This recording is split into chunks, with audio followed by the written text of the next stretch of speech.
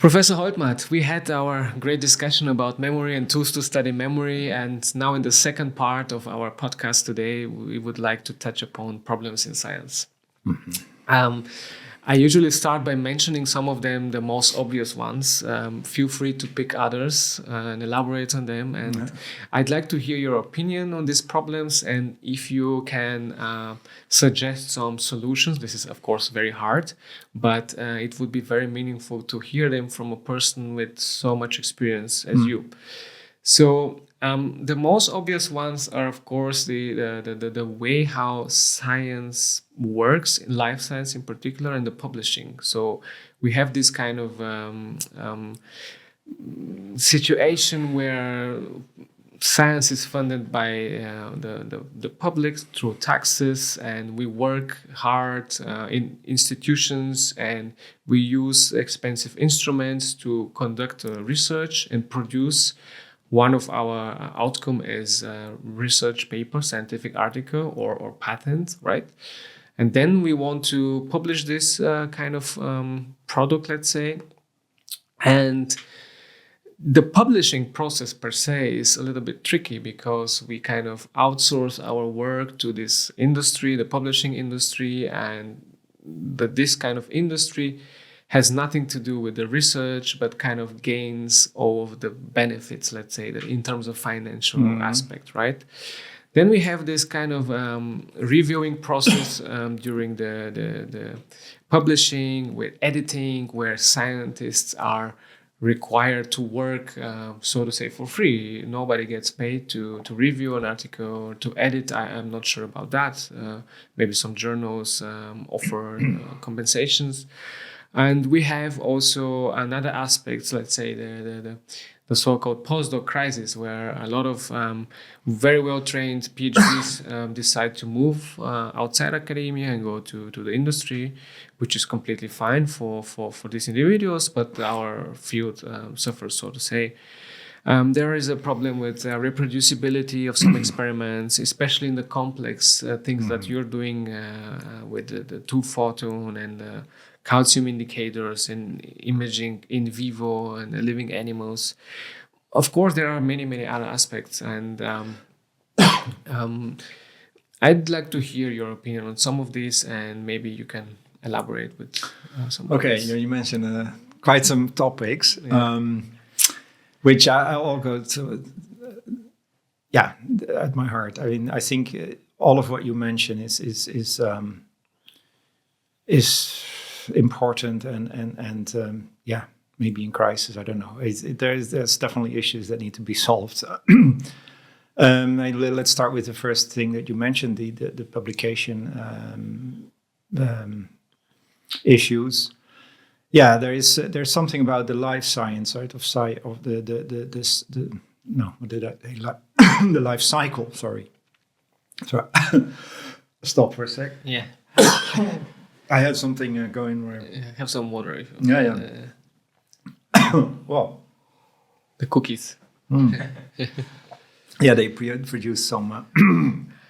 Well, they're good. Anyway, let's start again.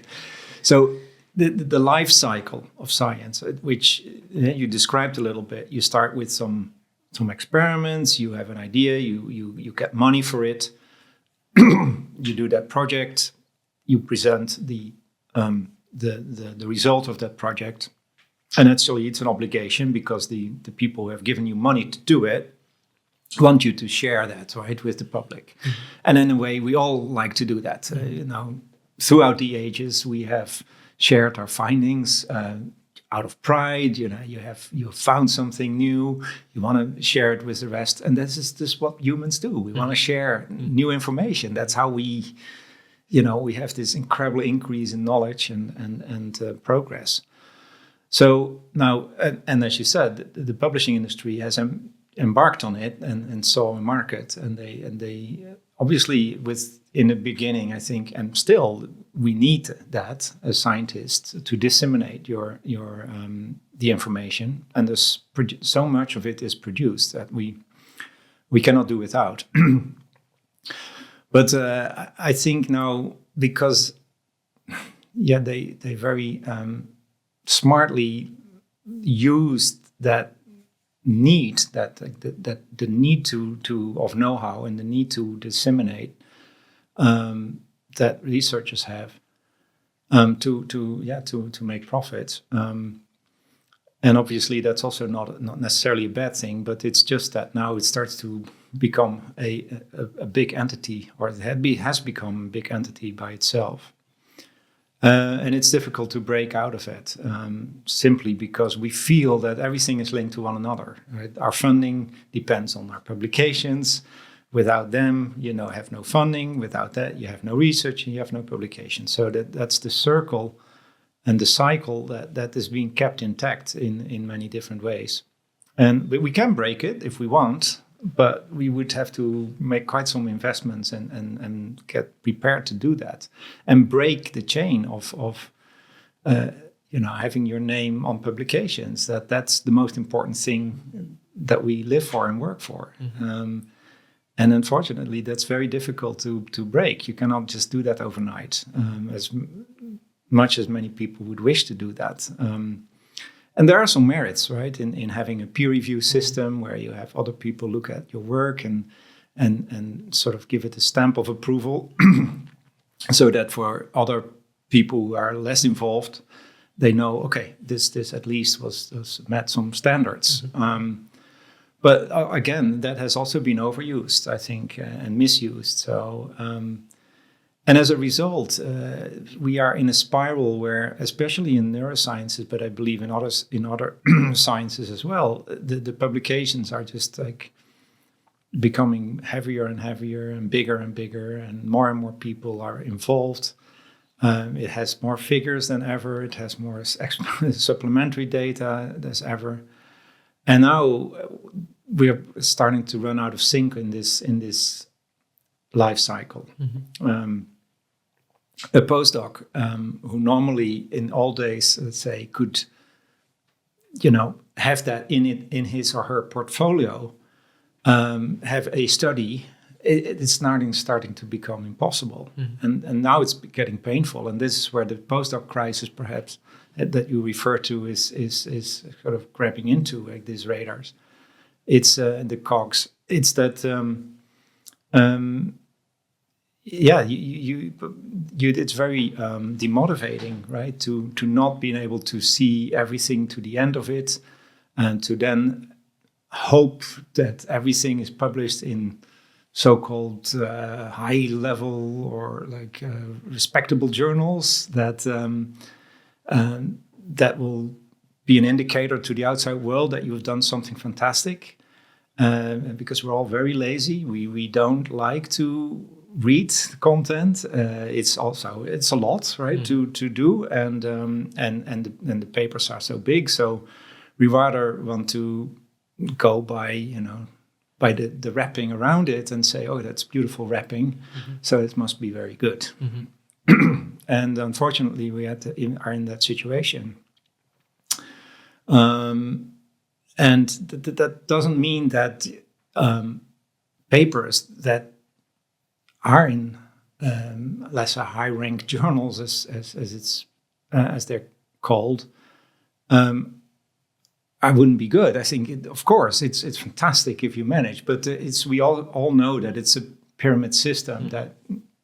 That some people just don't make that, even though their papers are very good, and it's only time that will tell. If mm-hmm. a paper is worth reading, because it collects a lot of citations, and other people base their work on it, and there's plenty of examples of those throughout history. So, I don't see easy solutions. I think I would love to get systems where communities are. I would advocate that. I think where communities are a bit more cooperative with each other, trust each other, like they basically, it would be nice if we have, let's say, online fora or sort of collections or conferences, if you wish, that are just ongoing continuously, where people share smaller publishable units, right? Where let's say a postdoc or a student can show what they are doing experimentally, what the outcomes are. You don't have to fear that someone is going to run away with it. You can give it DOIs, you can give it, you can protect it, you can make it first too small public and then a bit bigger or something like that. It's all a bit theoretical, but perhaps if we do it that way, we can build science, with each other while we're doing it. And that allows people to build portfolios which are independent of publications. And in a way, I think, and maybe I'm misrepresenting it, but I think I'm not far off if I mention that, for example, CERN and in physics, they operate a lot like that. Once the publication, and also in computer sciences and many other engineering sciences, the publications are just the thing that comes after. Everyone is already aware. And in a way, we're getting there a bit with the bioRxives. And I think these bioRxives papers are taken more and more seriously, and people put more effort in them to make them nice and not too preliminary. And so I think we could still get a step further if we can do away with a bit of the narrative, right? That we always feel needs to be there, when sometimes your experiments don't have it yet, but it's still worth sharing, and it can be useful for other people. So maybe it's a bit a romantic idea, but I think we could do better. But we need to organize ourselves, and that maybe needs also external support, and maybe funding organizations can be the template, or the provide the means to do these kind of things. Universities should also be on board and at least move away from this journal staring, impact factor staring. But yeah, it's difficult to change a big container ship that is moving to change direction. So. Yeah, actually, prior to the Second World War, the communication was done, or the publishing was done via the societies, right? So, and eventually they outsourced it to the publishing industry, and with the digitalization, it all increased, like the amount of publications, and the field went crazy. So now maybe it's an interesting idea if you can bring back this kind of because it's a publicly funded work, so why not publicly funded publication, right? But it's just an opinion, right? So it's also easier said than done. I think we can we can definitely organize ourselves. We have the means. That's the digital era. We can do everything that we want in a way we can organize it. But it's curating it, making sure that everything is watertight and working properly at all times. It's a tough one. It's a tough one. Yeah. And the bioRxiv is indeed very interesting, but it's a very interesting and successful experiment in my way. I love it. I think it's a great tool, and I think probably I'm speaking for many others. If journal clubs are nowadays just based on those papers, right? And this is, I think, the way it should be.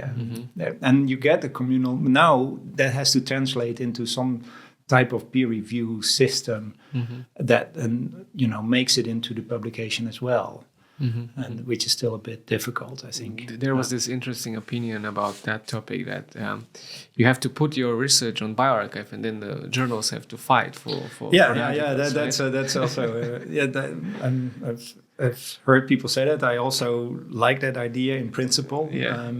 It's a little bit more like the bioRxiv is the Reuters, right?